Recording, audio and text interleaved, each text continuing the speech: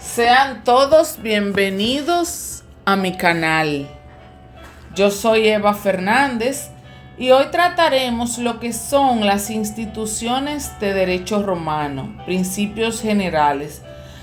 Este es un tema bastante amplio y sobre todo muy interesante. Haremos un resumen y resaltaremos los hechos más relevantes. El derecho romano constituye la base indispensable para comprender el derecho general o el derecho universal. Ha sido un legado que aún mantiene su vigencia.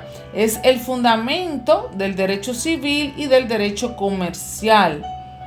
El nacimiento del derecho romano se debe, entre otras cosas, a la división existente en la sociedad romana entre los patricios y los plebeyos.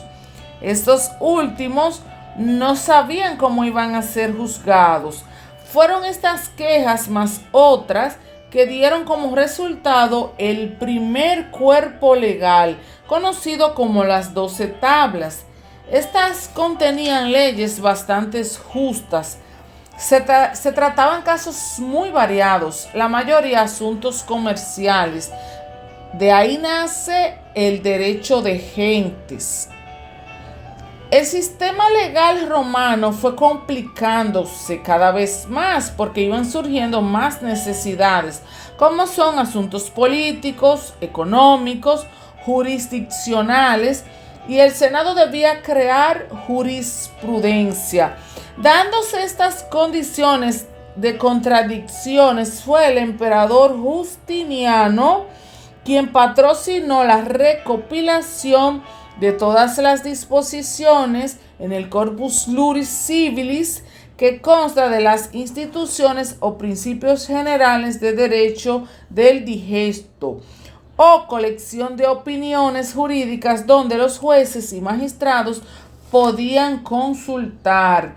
Es por esto que debemos a Justiniano y le agradecemos estos aportes. Las etapas del derecho romano inician con el derecho antiguo o quiritario. Este comprende desde el año 753 al 130 a.C. y se extiende a lo largo de la monarquía y principios de la república. Esta etapa está basada en costumbres, forma parte de la fundación de Roma, y todo esto se da en el suelo italiano. Pasamos a la segunda etapa, que es el derecho preclásico, que comprende desde el año 450 a.C. al 130 y se extiende hasta bien entrada la República.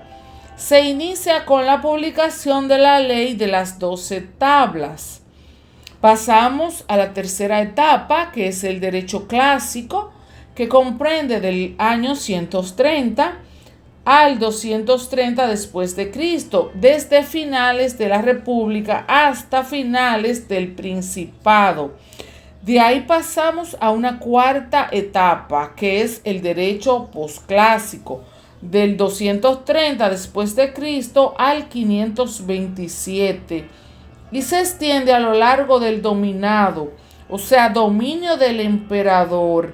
Se caracteriza esta etapa por la fuerte influencia del cristianismo.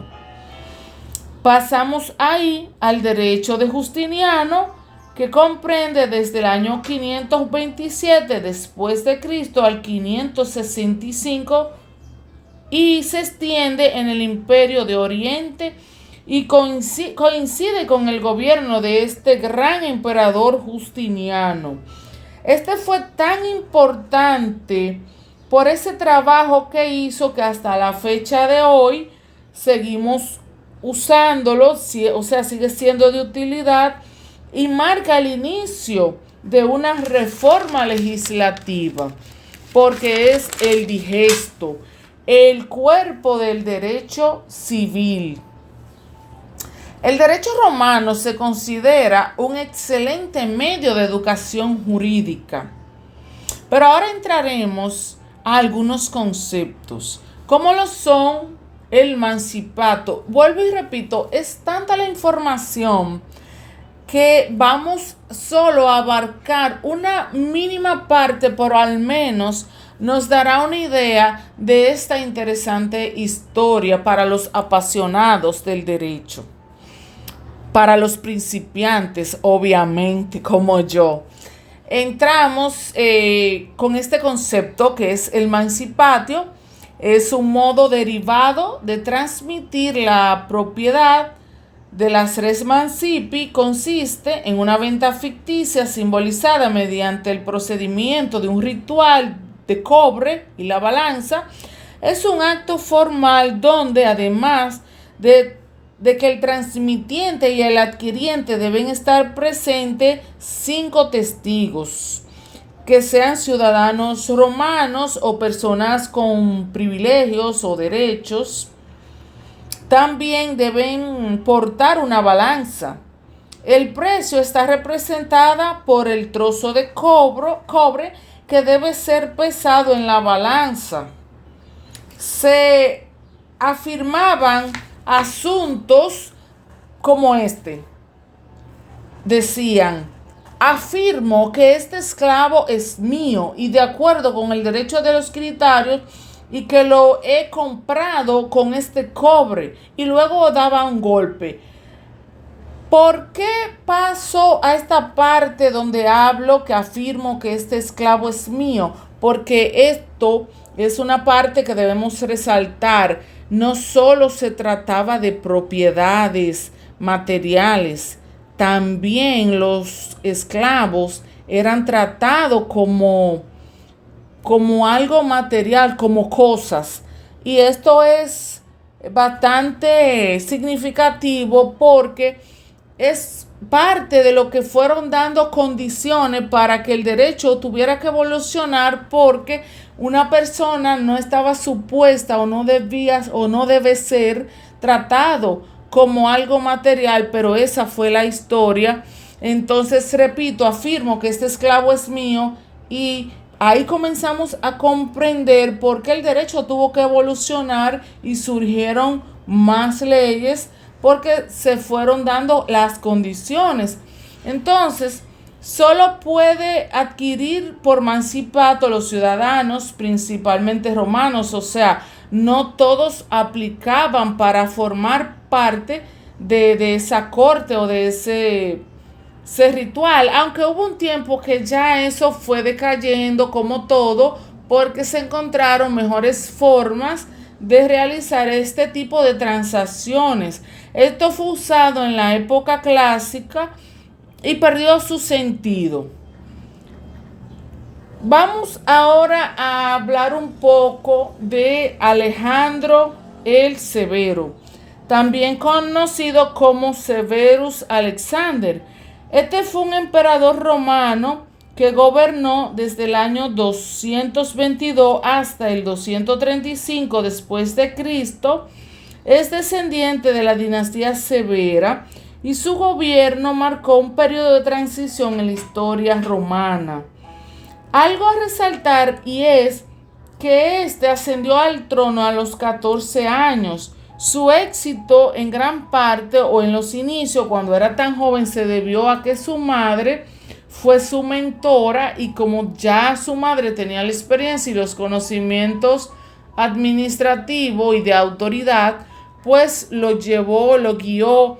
Y esta etapa se caracterizó porque él fue muy diplomático, muy educado.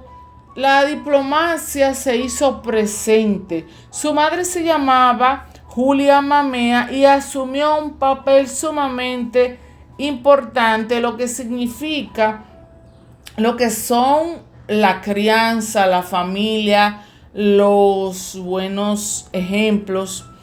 Esto es bastante interesante. Vamos a hablar ahora de lo que fue la esclavitud en la antigua Roma, porque no podemos terminar este podcast sin hablar de esta parte de la esclavitud, que debe considerarse como una institución social entendida como la relación que unía a esclavos, servi y dueños domini. El propietario ejercía sobre el esclavo un poder absoluto, No existía una reciprocidad en derechos y deberes. En conclusión, el derecho actual no es más que el derecho romano evolucionado. Esto ha sido todo. Espero que estas informaciones le hayan sido de utilidad. Hasta la próxima. Estuvo con ustedes Eva Fernández.